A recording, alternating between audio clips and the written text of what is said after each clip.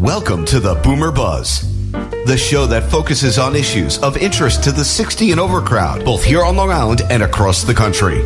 Listen as experts keep you informed about the latest health solutions, financial options, and lifestyle choices, both for senior citizens and their families. Now, here are the hosts of the Boomer Buzz, Dr. Lamar Stanford and Patricia Stanford, corporate wellness consultant, on the voice of Nassau Community College, 90.3 WHPC. Welcome to the Boomer Buzz, where each week we give you the buzz on how to stay healthy, wealthy, and wise after the age of 60. Today, our topic is investment basics for retirees. And our expert guest is Long Island financial planner Richard Jack. His practice focuses on wealth management, and he is especially familiar with wealth retention and management in retirement.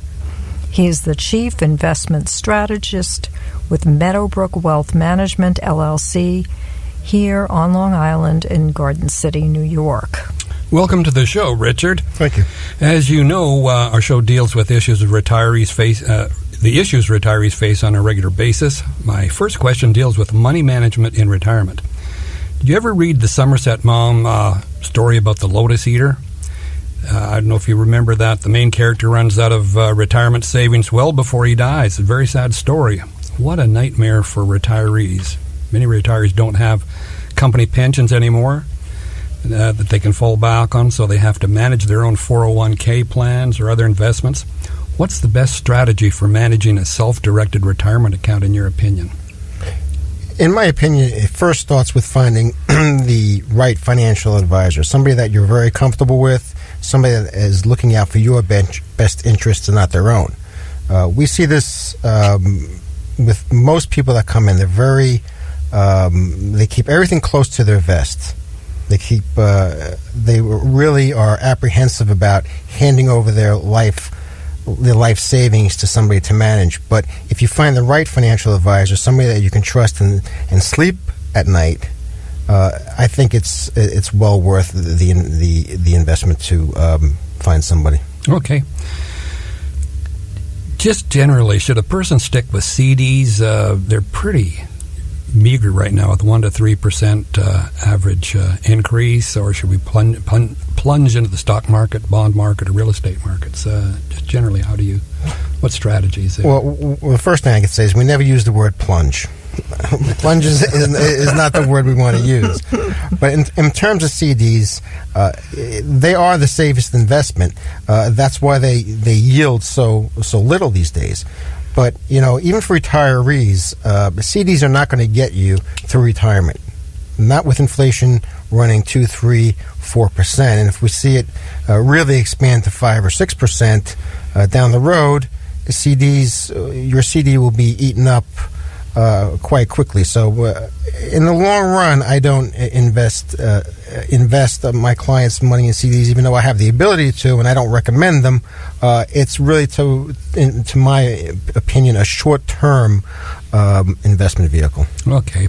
Now, I know your wheelhouse is stocks and bonds. Can you tell us a little bit about what's the strategy behind going stocks or bonds? That's what a lot of people do, is they kind of jump back and forth a little bit. What's the strategy there? Well, it's a very interesting question, because we get a lot of clients or potential clients that come in and they think bonds are a safe investment, and a bond fund is going to protect your money. And in actuality, it doesn't, because a bond fund does not have a terminal value to it. There is no termination to a bond fund. It's ongoing. A bond itself is terminal. You know what you're getting at the end of the term of that bond. 1-year bond, a 10-year bond, a 20-year bond, you know what you're getting. So a lot of people feel that bond funds are safe. But bond funds, especially in a rising interest rate environment, you can lose. Stocks, on the other hand, yes, they do fluctuate. And if you can stay within your risk tolerance, I think you'll do better over the long term with stocks. Okay. So, again, that general rule is, as interest rates rise, you get out of bonds and go into stocks. Is that what you're telling us, basically? You want to be at the beginning stages. You want to be out of bonds if you see interest rates rising. Now, we're starting to see this today. We see interest rates creeping up, and bond funds and individual bonds themselves are not doing as well as they did for the past 25 years. The past 25 years has been a bond boom. You couldn't lose. Back in the early 80s, bonds were, issued at 13% by the United States government. Today, they're issued, at 3%. Okay, so I know you don't have a crystal ball, but the Fed is really, they're saying they're slowly going to jack up interest rates, so that would say that we should maybe think less about bonds then, right? I would think less about short-term bonds, because the Fed can only control short-term rates, which generally affects things such as credit cards. It affects. It doesn't affect home loans because that's the 30-year bond, and that's market set. So it really affects credit card rates. It affects auto loans. So you don't want to really buy any bonds that are on the short end of the spectrum right now. Okay. Now, there are various types of stocks, like common stock, preferred stocks with dividends. Any general rules that you advise your clients on in that regard versus common versus? Well, preferred stocks are generally it's very ironic that a preferred stock is very similar to a bond. They are issued with a par value. They're issued with an interest rate. The interest rate is generally a stable interest rate. It's generally issued at 5%, 4%, 3%, whatever the prevailing rate is. Now, that sounds like a bond. The only difference is that a preferred stockholder gets certain preferential rights than common shareholders. But he could also get a benefit if the stock price itself goes up, right? So is he getting... The benefit is not nearly going to be as much as the common stock. Now, my common stock is the vehicle that is going to reflect the earnings potential of a company. Preferred stock, generally, you're not going to see preferred stock being issued at par, which is generally 25 or 100. It's not going to go to 75 or 200 for that $100 stock. Okay, so now we heard about Warren Buffett and Berkshire Hathaway as an iconic common dividend stock. Can you ever lose investing with Warren Buffett? Sure you can. Berkshire Hathaway is a well-run company, but nobody knows really what's going to happen to the market over the next couple of years. It depends on when you invest. Now, Warren Buffett, he always says, I can guarantee you the market's going to be higher 20 years than it is today. Well, of course, that's very easy. But if you buy in at the high point, it could take years and years to get your money back. Warren has made some mistakes over the past 25 years. He just has the financial wherewithal and power to overcome those. Not every small investor does. We're just going to take a little break here, a little station identification. You're listening to the Boomer Buzz on the voice of NASA Community College, 90.3 WHPC. I'm Dr. Lamar Stanford, along with my wife, Patricia. And our guest today is financial planner Richard Jack with Meadowbrook Wealth Management here in Garden City. Okay, Richard, we've heard from several people that we've talked to that life insurance is an interesting investment vehicle for retirees. Can you tell us whether that's true or not true in your opinion? In my opinion, anything that says insurance on it is exactly that. It's insurance. Insurance generally is not a investment vehicle. Now, whole life policies can grow cash value over a number of years, but generally I see that more in the cases if, say, a grandparent or a parent buys a life insurance policy on a child, and they have it for 40, 45 years. Yes, that will grow. The cash value of that will grow over the years. Probably not as much as the stock market, but yes, it does grow. But insurance as a whole is just that, insurance, and it should not be used for investment purposes. Maybe I could interject here, Richard. Getting back to stocks, which you seem to be more bullish on, what about investing in offshore stocks like China and India? They seem to be fairly attractive as far as returns go. Do you have some of your clients get into that market? This is for a more aggressive investor, somebody who has a risk tolerance. This is somebody that has, 10, 12, 15, 20 years to invest. this is not really an area that I would consider investing for my clients who are 65 or 68 or 70 years old as retirees. While there's always a good time to get into certain areas of the market or certain economies of the world, generally China, India, these are areas that, with reward there comes a great risk. Okay, so what about annuities? Are they a good investment vehicle in retirement? Annuities, in my opinion, are for a very small, select set of retirees. We see this a lot with our Medicaid planning clients. Annuities are a disaster when it comes to Medicaid planning because in New York State they can be considered a resource.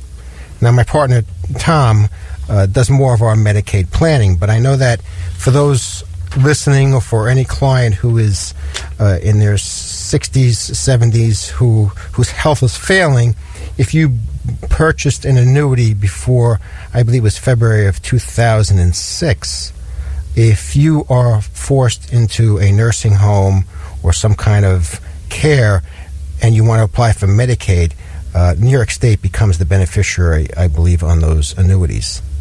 Okay, so it probably isn't even something to consider if you're near retirement age or at retirement age. Then most clients or investors don't understand what an annuity is. Annuity generally is just a batch of mutual funds, and it's coupled with a life insurance policy.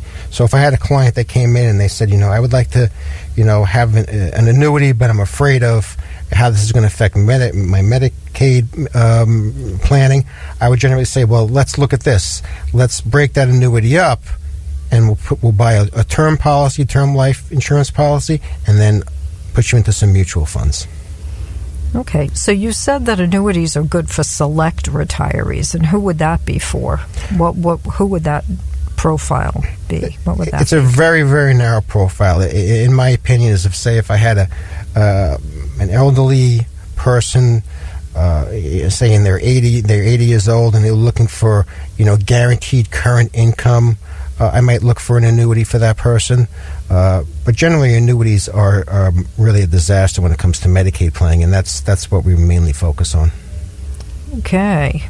So this is a good time for us to take a break again. I'm Patricia Stanford, along with my husband, Dr. Lamar Stanford, and our guest today is Richard Jack, a financial planner with Meadowbrook Wealth Management. You're listening to the Boomer Buzz on the voice of Nassau Community College, 90.3 WHPC. When it comes to parenting, there are no perfect answers. But that's okay, because you don't have to be perfect to be a perfect parent. Teens in foster care will love you just the same. For more information on adoption, visit adoptuskids.org. A message from the U.S. Department of Health and Human Services, Adopt U.S. Kids, and the Ad Council. 90.3 WHPC reminds you that your garbage can be more than just garbage. Give it another life. Recycle. Learn how at iwantoberecycled.org. A public service message brought to you by Keep America Beautiful, the Ad Council, and the voice of Nassau Community College, 90.3 WHPC. To buy your home, you became a house hunting ace, learned about loans, scoured neighborhoods, and asked the right questions. If you manage that, you can get your retirement plan on track. Visiting aceyourretirement.org can help. Brought to you by AARP and the Ad Council.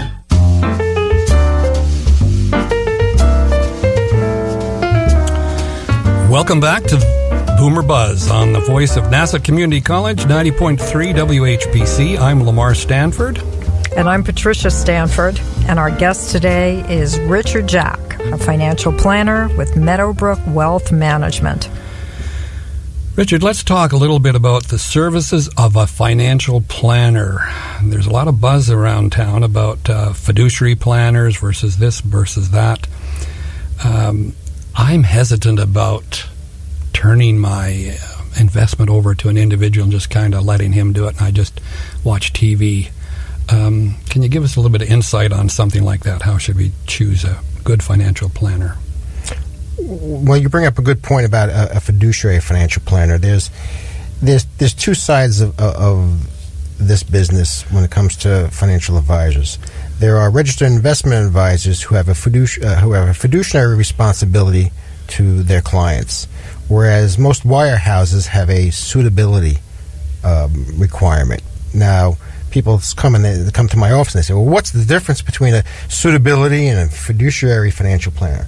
Well, suitability is a very broad stroke. I could find an investment that is perfect for you, Lamar, or good for you, but it's also good for the guy down the block, and it's also good for the other guy down the block, and it's good for the person in the bowling hall. It's a broad stroke.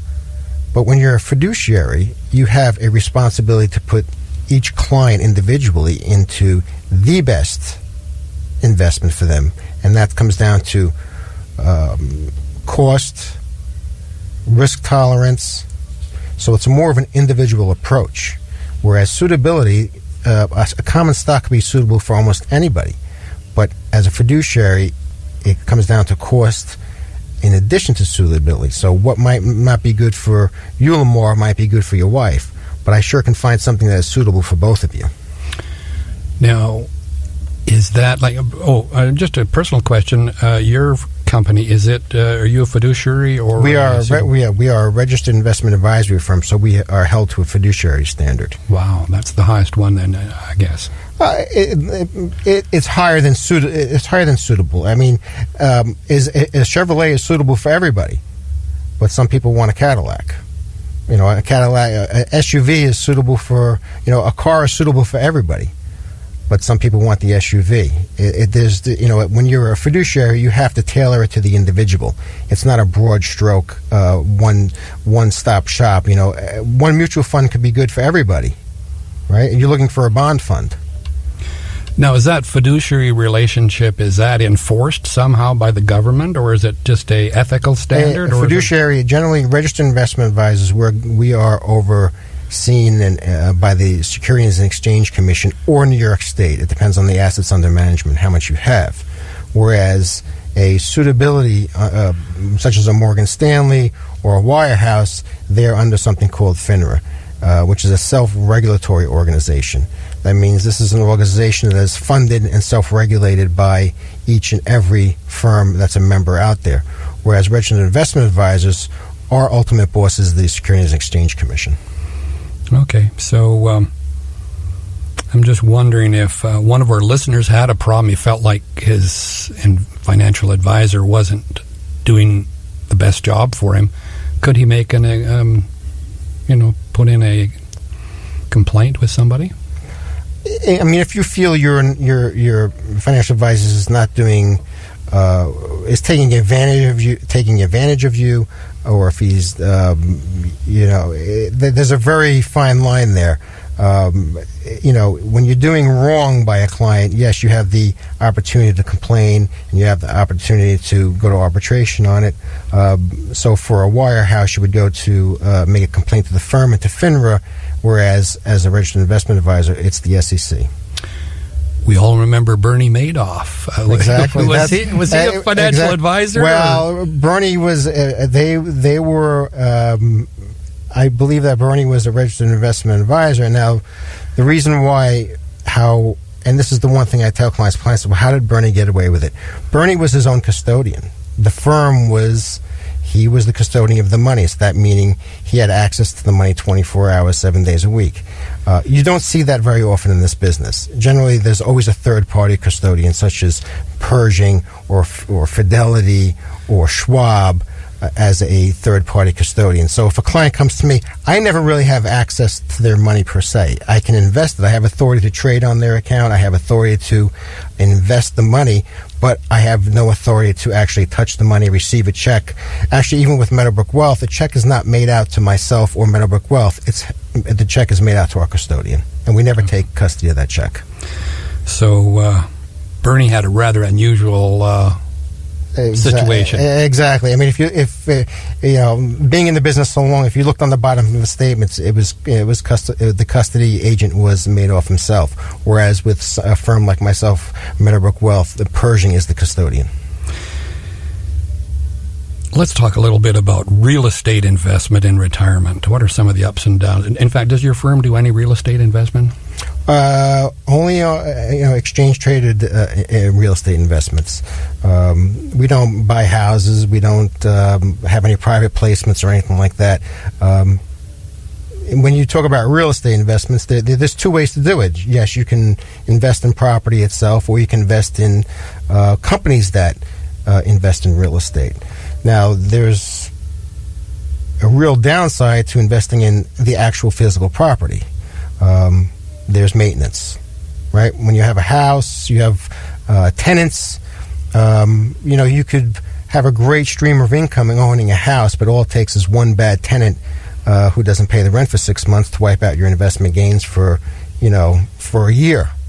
Plus, there's a maintenance and a cost to upkeep that house that you're going to rent out. Whereas, if you invest in something called a real estate investment trust, which could be traded on the New York Stock Exchange or the NASDAQ exchange, it's a liquid investment. If I want to sell that real estate investment trust today, tomorrow, the next day, I just have to click a button. The problem with owning physical real estate is that it could take 6 months to sell a property. It's not liquid.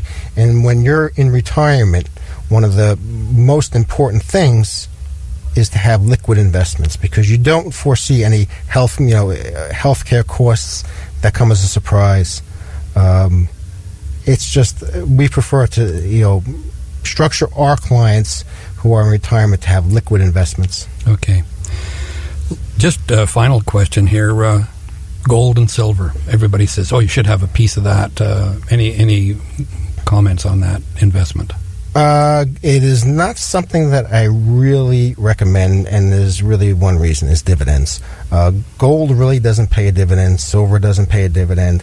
And inflation really hasn't ramped up tremendously over the past 10, 15 years. We're looking at 1 to 2, 3% inflation.